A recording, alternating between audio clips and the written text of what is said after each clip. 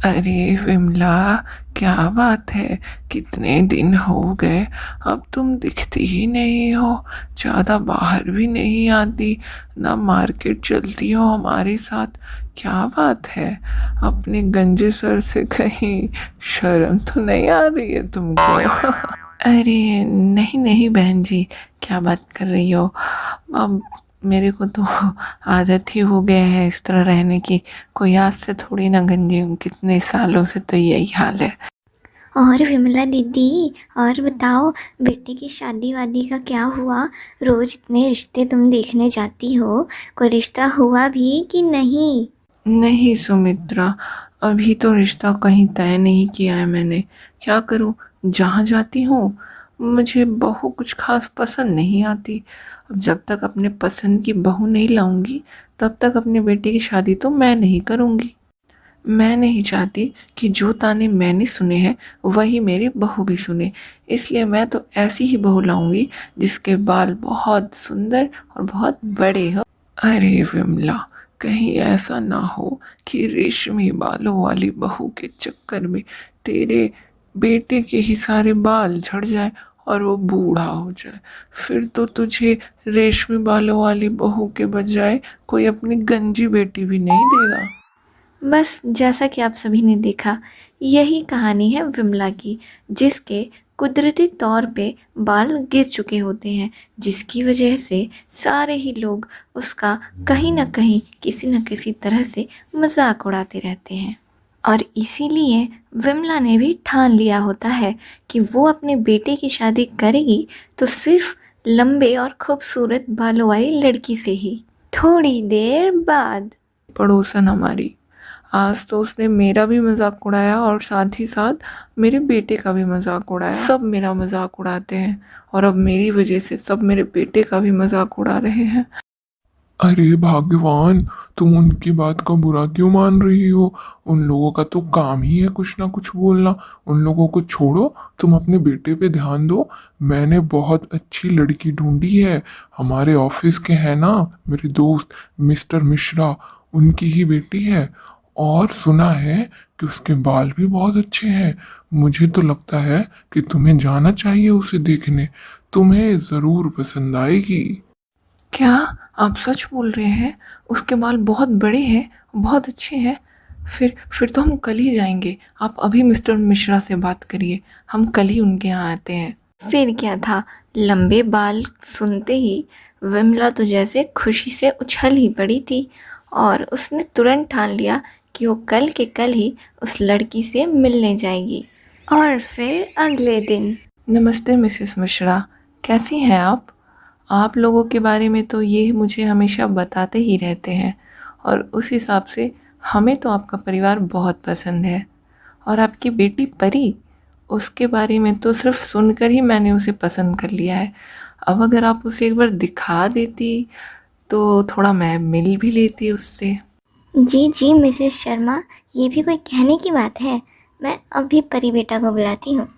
और फिर मिसेस मिश्रा अपनी बेटी परी को आवाज़ लगाती है, जिसे सुनकर परी वहाँ आती है। और परी के लंबे खूबसूरत रेशमी बालों को देखकर विमला तो जैसे फूले नहीं समाती है, और परी को देखते ही रिश्ता पक्का कर देती है। और देखते ही देखते परी की शादी हो जाती है और वो अपने ससुराल आ जाती है। अरे परी बेटा, आज तुम्हारी ना मुंह दिखाई है, जिसके लिए गांव की कुछ औरतें आ रही हैं, तो उनके सामने ना बढ़िया से तैयार होकर आना। ठीक है माँ जी, आप चिंता मत करिए, मैं अच्छे से तैयार होकर टाइम पे नीचे आ जाऊंगी। मुंह दिखाई तो भले बहू की थी, लेकिन बहू से ज़्यादा खुश तो उसकी सास विमला थी। आखिर हो भी क्यों ना, उसने गांव वालों के इतने ताने जो सुने थे कि उसे इसी दिन का इंतज़ार था कि जब वो अपने लंबे बालों वाली बहू को गांव वालों के सामने दिखाएगी तो उसके लंबे रेशमी बाल देखकर गांव वालों का मुंह बंद हो जाएगा। 2 घंटे बाद अरे आप लोग तो बिल्कुल टाइम पे आ गए। चलिए ठीक ही है, मेरी बहू भी तैयार हो ही गई है। आप लोग बैठिए, मैं तब तक बहू को बुलाती हूँ। अरे क्या करे चाची, तुमने ही तो अपने बहू की इतनी बड़ाई कर दी थी कि उसे देखने के लिए हम रह ही नहीं पाए और समय से पहले ही चले आए। हाँ हाँ, हम भी तो देखें आखिर ऐसी कौन सी बहू लाई हो कि जिसके लिए तुमने बाकी सारी लड़कियों को रिजेक्ट कर दिया। तभी विमला अपनी बहू परी को हॉल में बुलाती है और जैसे ही परी हॉल में आती है, परी की खूबसूरती और उसके लंबे रेशमी बाल देखकर सारी औरतें तो चौंक ही जाती हैं। अरे परी बेटा, इनसे मिलो, ये हमारे पड़ोसन हैं जो कि तुम्हारे मुंह दिखाई के लिए आए हैं। अरे वाह चाची, तुमने तो पूरी घनी चोखी बहू लाई है। जैसा बोला था उससे कहीं ज़्यादा सुंदर, और कितने रेशमी बाल। कहाँ से मिल गई चाची तुमको ऐसी बहू? भाई मान गए विमला, तुम्हारी बहू के बाल हैं तो बड़े सुंदर, लेकिन विमला कुछ टिप्स इससे तुम भी ले लेना ताकि तुम्हारे भी बाल उतने ना सही तो थोड़े तो जम ही जाएं कि सर पे थोड़ी हरियाली दिखे, इस तरह खाली मैदान ना दिखे।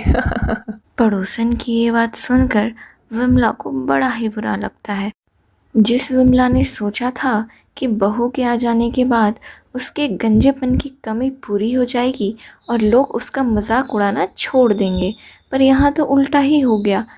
उसी बहू के कारण आज लोग उसका और भी ज़्यादा मजाक उड़ा रहे हैं, गंजी विमला की तुलना उसके लंबे बालों वाली बहू से करके, जिसकी वजह से कहीं ना कहीं अब विमला को अपनी बहू से जलन सी होने लगी थी। और फिर अगले दिन अरे परी बेटा, ये सब क्या है? सुबह के 8 बज गए और तुम अभी तक गीले बालों में अपने कमरे में खड़ी हो। ना अभी तक सफाई हुई है, ना खाने की कोई तैयारी हुई है। नाश्ता कब करेंगे सब? और सारा काम वो सब कब होगा? बेटा देखो, मैं मानती हूँ कि तुम अपने घर में बहुत ही आराम से रही होगी, लेकिन अब ये तुम्हारा घर नहीं ससुराल है, और ससुराल में काम तो करने ही पड़ते हैं। क्या करूँ माँ जी, मैं तो टाइम पे ही उठी थी, लेकिन ये मेरे बाल इतने मोटे और इतने लंबे हैं कि इनको धोने में ही मुझे 1-1.5 घंटा लग जाता है। अगर साफ से ना धो तो फिर आप तो जानती हैं माँ जी, बाल अच्छे कैसे रहेंगे। बस इसीलिए थोड़ा देर हो गया। ठीक है, तो जाओ पहले नाश्ता बना लो, उसके बाद बाकी का काम करना। अरे माँ जी, अब इन गीले बालों में मैं खाना कैसे बनाऊंगी या फिर सफाई भी कैसे करूंगी? पहले मैं अपने बाल सुखाऊंगी, इसमें सीरम लगाऊंगी, तेल लगाऊंगी और चोटी करूंगी, उसके बाद ही कोई काम कर पाऊंगी माँ जी। ऐसे खुले वालों में तो कोई काम नहीं होगा, और ये सब करने में माँ जी मुझे 2 घंटे तो लग जाएंगे। तो इसलिए आप 2 घंटे रुक जाइए बस, उसके बाद मैं आपको नाश्ता तुरंत बना कर दे दूंगी। क्या इन लंबे बालों को संवारने में 2 घंटे लगते हैं? रहने दो बेटा, फिर तो मुझे दवाइयाँ भी खानी है। मैं ही आज का नाश्ता बना लेती हूँ, तुम संवारो अपने बाल, उसके बाद टाइम बचे तो थोड़ा सफाई कर लेना और बाकी कामों में हाथ बटा देना। विमला किचन में खाना बना ही रही होती है कि तब तक वहाँ उसके पड़ोसन आ जाती है। हाय राम, क्या ज़माना आ गया है, बहू के होते हुए भी सास को खाना बनाना पड़ रहा है। अरे नहीं नहीं बहन, वो मेरी बहू, तुम्हें तो पता है उसके बाल कितने लंबे हैं, तो उसको थोड़ा सा सुखाने में और उसको देखभाल करने में टाइम तो लगेगा ना। इसलिए वो तो बोल ही रही थी कि माँ जी मैं बना दूँगी। मैंने ही कहा कि नहीं बेटा तुम अपना काम कर लो, मैं ही तब तक बना देती हूँ। अरे विमला, तुम भी कितनी भोली हो, इतना भी नहीं समझती। वो तुम्हारी बहू बहुत चालाक बहू है। वो ना तुम्हें छोटा समझती है क्योंकि तुम्हारे सर पे बाल जो नहीं है और उसके सर पे इतने बाल हैं, इसलिए वो तुम्हें इस घर का नौकर बना के रखना चाहती है और खुद यहाँ पे रानी बन के रहना चाहती है। और तुम इतनी भोली हो विमला कि तुम्हें तो कुछ समझ भी नहीं आता। चलो ठीक है विमला, चलती हूँ। मैं तो बस तुमसे मिलने और तुम्हारा हाल चाल पूछने आई थी। पड़ोसन तो इतना कुछ बोलकर वहाँ से चली जाती है, लेकिन छोड़ जाती है तो विमला के दिमाग में फूट का कीड़ा। वो पड़ोसन वहाँ विमला से मिलने नहीं बल्कि सास बहू में फूट डालने आई होती है। अभी कल की बात तो विमला भूल ही नहीं पाई थी कि तब तक आज की ये सारी बातें सुनकर विमला को अपनी बहू से और भी ज़्यादा जलन होने लगती है। जैसे जैसे दिन बीतते हैं वैसे वैसे विमला की जलन और भी ज़्यादा बढ़ती जाती है। अरे परी, फिर से इतनी देर? एक तो तुम हफ्ते में 4 बार बस पार्लर ही जाती हो और उसमें भी 4-5 घंटे लगा कर घर आती हो। अगर यही हाल रहा तो घर कैसे संभालोगी परी? सब कुछ सिर्फ बाल ही नहीं होते, कुछ घर परिवार भी होता है। और रोज़ रोज़ इतने सारे पैसे कहाँ से आते हैं तुम्हारे पास कि रोज़ जाके पार्लर में फूंक कर आती हो? मेरा बेटा इसीलिए इतने पैसे नहीं कमाता। अरे माँ जी, आप इतना गुस्सा क्यों कर रही हैं? घर के कामों के साथ साथ इतने लंबे बालों को मेंटेन करना बहुत ही मुश्किल काम है। इसीलिए मुझे हफ्ते में 4 बार पार्लर और स्पा जाना पड़ता है ताकि मेरे बाल सही सलामत रहे माँ जी। और बात रही पैसों की, तो आप उसकी चिंता मत करिए। मेरा खुद का एक यूट्यूब चैनल है जो कि मेरे बालों की वजह से ही चलता है और उसी से मेरी इनकम होती है और वही पैसे मैं वापस अपने बालों में लगाती हूँ। परी की ये बातें सुनकर सास के पास तो कोई वजह ही नहीं बचती कि वो किसी भी बहाने से परी को डांटे। लेकिन वो कहते हैं ना, जलन जलन बड़ी बुरी चीज़ है। और विमला अपने बेटे का दरवाजे पर इंतज़ार करने लगती है और जैसे ही उसका बेटा घर के अंदर आता है विमला रोने का एक्टिंग करना चालू कर देती है। अरे क्या हुआ माँ, तुम रो क्यों रही हो? माँ क्या हुआ, मुझे बताओ तो। क्या बताऊँ बेटा, वो तेरी वो परी है ना, मैंने तो सिर्फ उससे इतना ही कहा कि बेटा घर के काम भी करने चाहिए, दिन भर बालों में नहीं रहते और सारे पैसे पार्लर में नहीं लगाते। मैंने तो उसके भले के लिए कहा था बेटा, लेकिन वो तो मेरे को ही डांट दी, मुझ पर ही चिल्लाने लगी बेटा।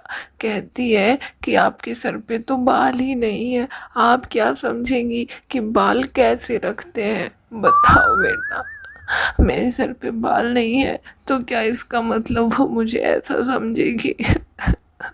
पहले तो सिर्फ गांव के लोग ही मेरा मजाक उड़ाते थे, अब तो तुम्हारी परी भी मेरा मजाक उड़ा रही है बेटा। क्या परी की इतनी हिम्मत कि वो आपसे जुबान लड़ाएगी और आपका मजाक उड़ाएगी? लगता है वो भूल गई है कि उसे इस घर में आप ही लाई है। उसे ये सारी चीजें याद दिलानी पड़ेगी। परी, परी, कहाँ हो तुम? जल्दी यहाँ आओ। सूरज की आवाज़ सुनकर परी दौड़ कर वहाँ आती है। ये सब क्या है परी? तुमसे मुझे ये उम्मीद नहीं थी। तुम भूल रही हो कि तुम्हें इस घर में मेरी माँ ही पसंद करके लेके आई है। तुम्हारी हिम्मत कैसी हुई मेरी माँ का मजाक उड़ाने का और उन्हें गंजा कहने का? क्या गलत कह रही थी मेरी माँ? तुम्हें समझा ही रही थी ना कि घर के काम करने चाहिए, पैसे का सही इस्तेमाल करना चाहिए। तो इसका मतलब ये है कि तुम माँ को कहोगी कि आप होती कौन है मुझे समझाने वाली? आपके तो खुद के ही बाल नहीं है। ये आप क्या बोल रहे हैं? मैंने तो ऐसा कुछ भी नहीं कहा। माँ जी, आप तो यही है ना, बताइए इनको, मैंने आपको ऐसा कहा क्या? मैंने तो इनसे ऊंची आवाज़ में बात तक नहीं की। ज़ुबान लड़ाना और मजाक उड़ाना तो बहुत दूर की बात है। चुप कर जाओ परी और अपनी गलती को स्वीकार करना सीखो। क्या मेरी माँ यहाँ पे झूठ बोलेंगी? फिर क्या था, परी सारी बातें समझ जाती है और अपनी सास के मन में इतनी घृणा देखकर वो वहीं फूट फूट कर रोने लगती है। परी, आज मैं तुमको समझा रहा हूँ। अगर अगली बार ऐसा कुछ भी तुमने किया ना तो मुझसे बुरा कोई नहीं होगा। साइड में खड़ी सास ये सब देखकर बहुत ही खुश हो रही थी। कुछ दिनों बाद विमला से मिलने उसकी भतीजी घर आती है। और मौसी, किवें हो तुसी? शाम ਨੂੰ ਮੇਰੇ ਘਰ ਵਿੱਚ मैंने एक चैरिट पार्टी ऑर्गेनाइज की है जिस विच तुमको ज़रूर आना है मौसी। और मौसी अपने बाल को ना ढक के आना, क्योंकि वहाँ ना ज़्यादातर पंजाबी लोग ही होंगे और उन लोगों में तो लंबे बाल रखने के नियम हैं। अगर उन्होंने तुम्हारा ये गंजा सर देख लिया तो कहीं कुछ बुरा ना हो जाए मौसी। ठीक है मौसी, मैं चल दिया, अभी और भी जगह मुझे इनविटेशन देना है, टाइम पे ज़रूर आना मौसी। भतीजी के मुंह से भी अपने लिए ऐसी बात सुनकर विमला का मन बैठ सा जाता है और आज उसे बहुत ही अफसोस होता है कि काश उसके भी सर पे बाल होते। और ये सोचकर विमला मन ही मन उदास हो जाती है और रोने लगती है। और फिर रात को अरे माँ जी, आज तो आपको चैरिट पार्टी में जाना है ना? आप अभी तक तैयार नहीं हुई, उठिए जल्दी से तैयार हो जाइए। नहीं परी, तुम और सूरज ही चले जाओ। अब इस गंजे सर को लेकर मैं कहाँ पार्टी में जाऊंगी। तभी सास की नज़र परी के बालों पे पड़ती है। अरे परी, तुम्हारे बालों को क्या हुआ? या छोटे क्यों लग रहे हैं?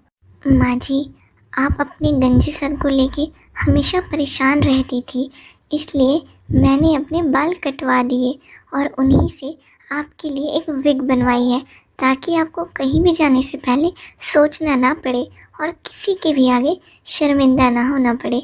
अब माँ जी, आप भी असली बालों को फील कर सकती हैं, महसूस कर सकती हैं माँ जी आप भी। और विमला वो विग पहनकर बहुत ही ज़्यादा खुश हो जाती है, जैसे कि उसको उसकी ज़िंदगी वापस मिल गई हो।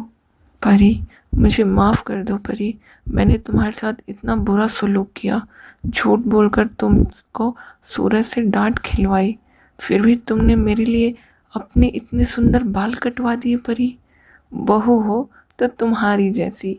खुशी से सास बहू को गले लगा लेती है। ऐसी और भी कहानियों के लिए चैनल को सब्सक्राइब करें। लाइक, शेयर और कमेंट करना ना भूलें।